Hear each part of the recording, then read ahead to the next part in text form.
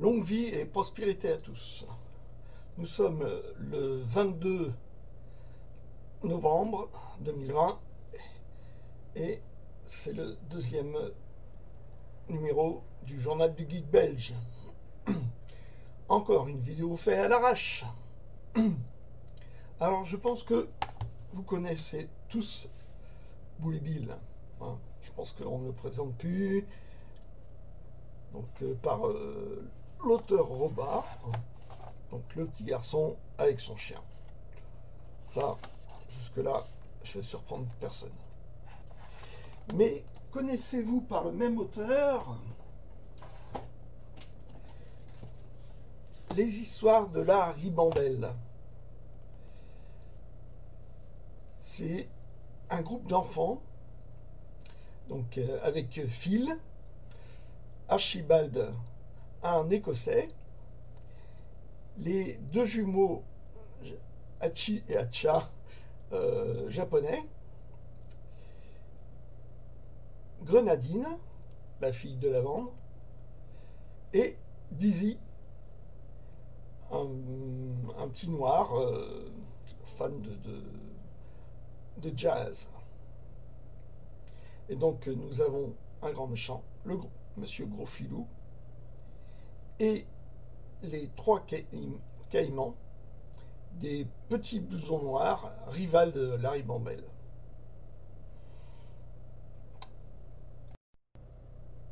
Donc un groupe d'enfants qui va jouer dans un terrain vague avec un bus comme quartier général, un bus sans roue qui est dessus. Et c'est vraiment des histoires vachement sympas. Donc là, très récemment, j'ai lu tous ceux que j'avais en ma possession, il m'en manque un. En effet, c'est une série qui n'a pas duré longtemps, parce que notamment Roba, l'auteur de Bully Bill, n'était pas très à l'aise à animer tous ces personnages-là. Donc ça s'est arrêté une première fois en 67 avec je me gourre, c'est celui-là, avec la ribambelle enquête, qui était un scénario par Tillieux, l'auteur de Gilles Jordan notamment. Et la deuxième partie de cette histoire a été terminée en 76 avec la ribambelle contre-attaque. Et là, Roba est quand même bien à l'aise avec le succès de Bully Bill et n'est toujours pas à l'aise avec cette série.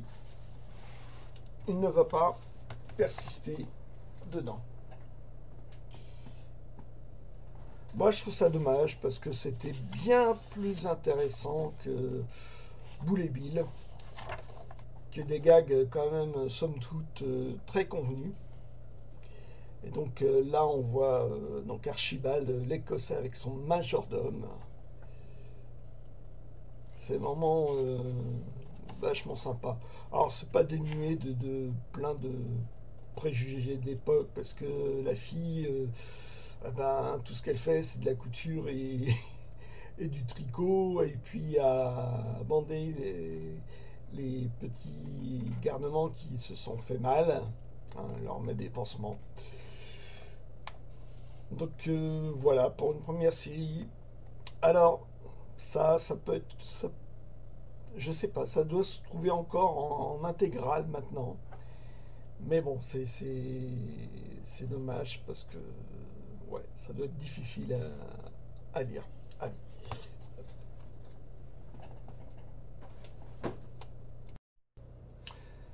Pendant ce temps-là, j'écoutais ce double CD, donc Million Dollar Quartet. Donc c'est une session improvisée par Elvis Presley, Jerry Lee Lewis, Carl Perkins et Johnny Cash, qui entre deux enregistrements ont commencé à improviser, à se montrer leurs nouvelles compositions, à reprendre des chansons qu'ils ont connues. C'est vraiment un document parce que les- c'est vraiment des tout petits extraits qui chantent, hop, et ils passent au suivant sans arrêt comme ça. Donc cette version-là est en double CD. Donc la session pour le premier et le second, une compile de ce qu'ils ont chanté dans leur version studio. Voilà. Alors en bouquin, j'ai pas de nouveautés à vous montrer parce que je suis toujours sur les nouvelles de Philippe Cadic. Parce que je suis sur le premier tome qui fait quand même 1200 pages. J'en suis à la page 900. Et voilà, il faut se les enfiler. Ces nouvelles, elles sont très bonnes. Hein. Il y a de quoi faire des fois des épisodes de Twilight Zone. Ou alors des films comme Dark City, dont Alex Proyas a dû s'inspirer d'une des nouvelles de Philippe Cadic. Hein. Parce que ça m'a rappelé vraiment l'esprit. Donc je vais vous montrer un bouquin que j'ai lu il y a un bon moment, qui est un petit bouquin assez sympa. Voilà. Qui est sur un vaisseau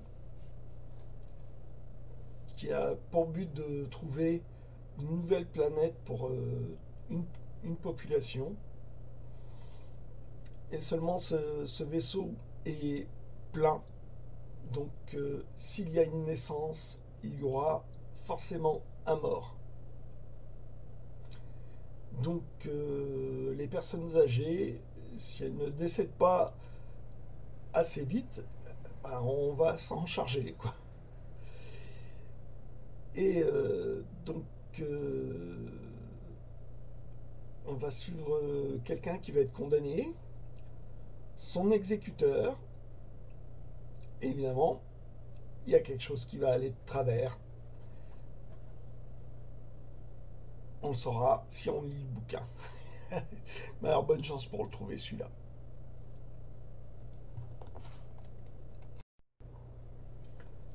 Dans une sorte de dépôt-vente, j'ai eu la chance de trouver toute une série de comics. Donc vous voyez, c'est les styles Atlas. Et ils étaient vraiment vendus à une somme assez dérisoire. Donc je me suis fait plaisir. J'en ai pris un bon petit paquet. Et j'ai fait un peu de rattrapage dans toutes les séries dont j'avais entendu parler. Et donc là, celle-ci, c'est Spider-Man. Alors dans ces rééditions-là, on trouve un peu souvent les mêmes épisodes. Donc là, on a inévitablement les origines de Spider-Man. C'est pas ce qui m'intéressait parce que je l'avais déjà, en plus avec une mise en couleur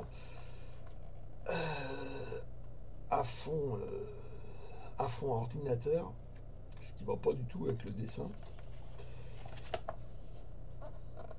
Toujours des vieux épisodes dessinés par Steve Ditko. Steve Ditko se débrouille finalement très bien avec son dessin. Il y a un côté vieillot, c'est incroyable, quoi. C'est des dessins des années 60 et moi j'ai l'impression que ouais, ça fait années 40, années 30, quoi, comme dessin.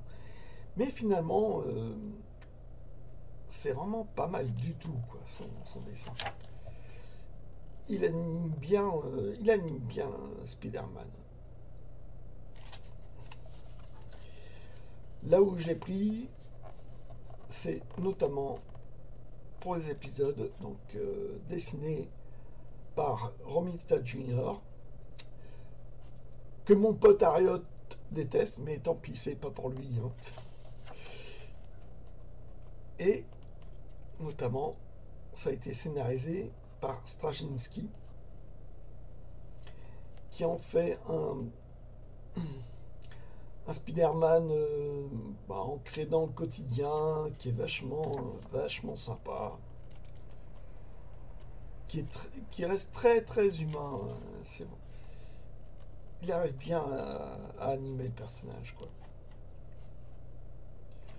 Bon, des fois, je dois concéder à Ariok. Des fois, mais sur certaines planches, mais les dessins, mais sont. Il fait pas du bon boulot des fois, Romita Junior. Hein. Enfin, il y a la tête qui est énormément grosse pour un tout petit corps fluet. Mais bon, moi j'aime bien son dessin, ça marche plutôt bien. Voilà, c'est. Est-ce que j'ai un exemple de ces corps énormes, de ces têtes énormes? Voilà, ça se voit un peu hein, par rapport au corps. C'est pas le pire, mais l'ensemble, je l'aime beaucoup. Voilà.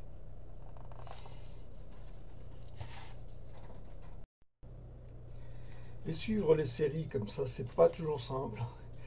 Hein, alors, je prends un peu ce qui me tombe un peu sous la main. Hop, là c'est autre chose. C'est toujours donc Straczynski et Romita Junior. Et là, bah, je suis tombé sur une BD en VO. Et sinon, bon, bah, au gré des vides-greniers, des dépôts-ventes, toutes sortes de choses, j'essaye de reconstituer ce qui m'intéresse. Et donc, voilà, il y a toutes sortes. Hein. Ça, c'était un album plus ou moins promotionnel. Et, et je remarque que celle-ci, eh ben, en fait, c'est exactement les mêmes épisodes que je vous ai montré tout à l'heure sur le bouquin rouge. Voilà.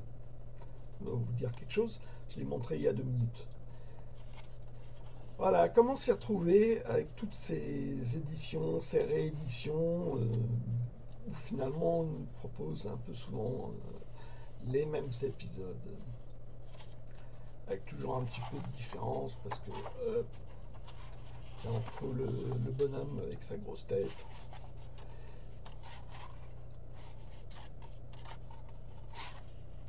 Ça n'était pas dans l'autre. Donc voilà.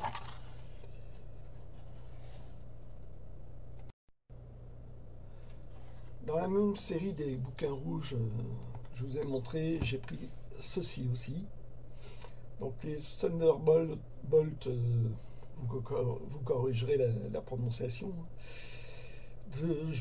J'en ai entendu parler, quoi. Et moi, ce qui m'a décidé à prendre, c'est que c'est les scénaristes. Donc il y avait Peter David qui sévissait sur Hulk et Kurt Busiek que j'ai connu sur d'autres trucs. Et en fait, c'est une équipe de super-héros qui, par la disparition des Avengers et des 4 Fantastiques, vont occuper la place qui est restée vacante.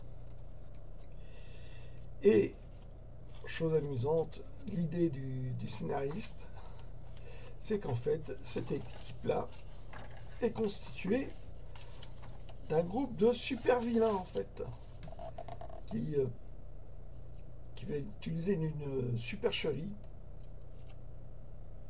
pour se faire son trou. Donc ce livre des Thunderbolt, je pourrais pas vous le conseiller. Par contre, je pourrais vous conseiller ce top BD numéro 44, donc avec un scénario de Kurt Busiek,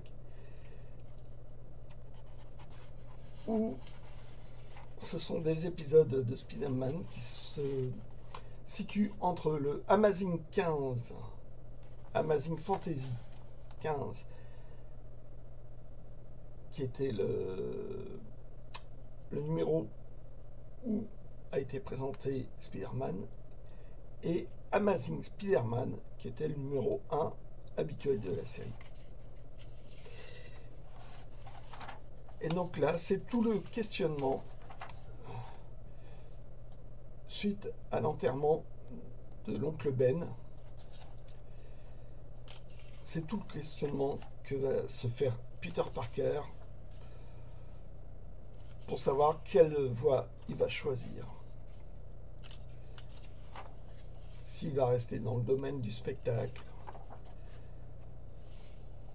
s'il va devenir un super-héros, ou s'il va devenir finalement un super-vilain, comme la fille qu'il va fréquenter un petit peu quelque temps. Donc celui-là, je peux vous le conseiller. Allez-y à fond.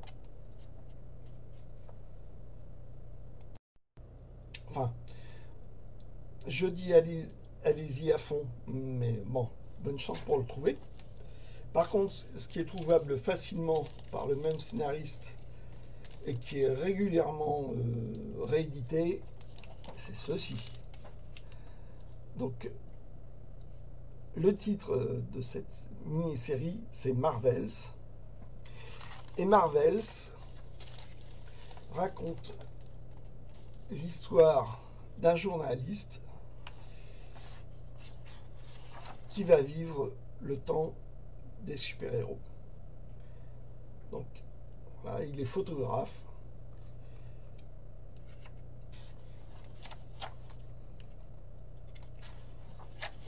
Donc, avec des illustrations d'Alex Ross. Et donc, ce photographe va avoir le point de vue d'un simple être humain normal, noyé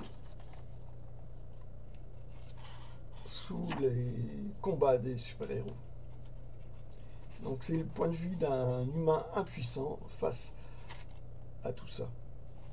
Que reste-t-il comme rôle pour le simple être humain?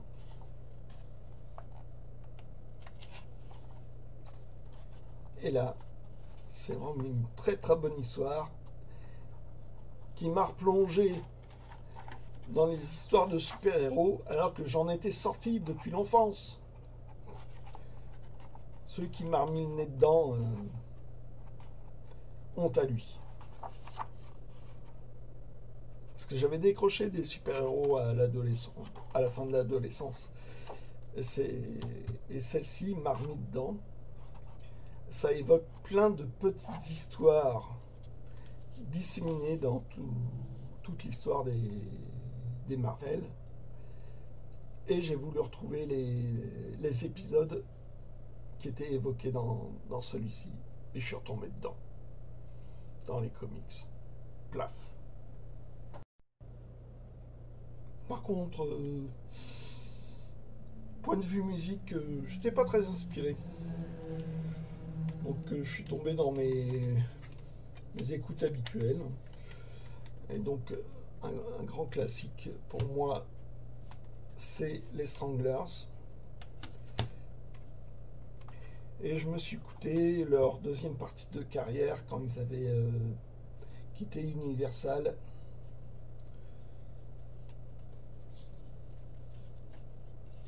Donc là, je les ai en CD.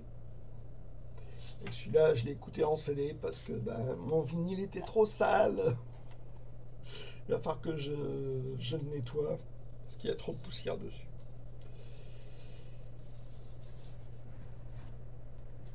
Et du coup, je me suis écouté les 2-3 maxi que j'avais aussi, hein, histoire de faire bonne figure.